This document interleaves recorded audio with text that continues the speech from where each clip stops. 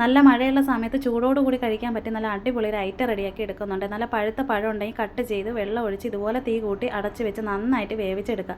ശർക്കരപ്പാനി റെഡിയായി വരുമ്പോൾ തന്നെ നമ്മൾ പഴമൊക്കെ ഒന്ന് വെന്ത് വരും. അത് വേറൊരു പാത്രത്തിലോട്ട് മാറ്റി കൊടുത്ത് എന്നിട്ട് ഈ ഒരു പാത്രം തന്നെ കഴുകി നമ്മൾ വീണ്ടും വെച്ച് കൊടുക്കുന്നുണ്ട്. പഴത്തിൻ്റെ തൊലിയൊക്കെ കളഞ്ഞ് ക്ലീൻ ചെയ്ത് മാറ്റി വെച്ചിട്ടുണ്ട്.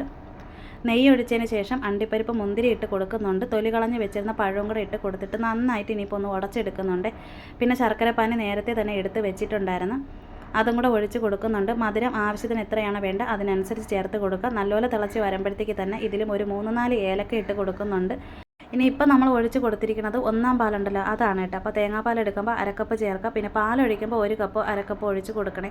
അണ്ടിപ്പരിപ്പും മുന്തിരിയും ചേർത്ത് കൊടുത്ത് നല്ല അടിപൊളി ടേസ്റ്റോട് കൂടി തന്നെ കിട്ടിയിട്ടുണ്ട്. നല്ല പഴുത്ത പഴം ഉണ്ടെങ്കിൽ ഇങ്ങനെ വെച്ച് കുട്ടികൾക്കൊക്കെ കൊടുക്കണേ. പിന്നെ അതുപോലെ നല്ല മഴയുള്ള സമയത്ത് പപ്പടം കൂട്ടി കഴിക്കാൻ നല്ല അടിപൊളി ടേസ്റ്റാണ്.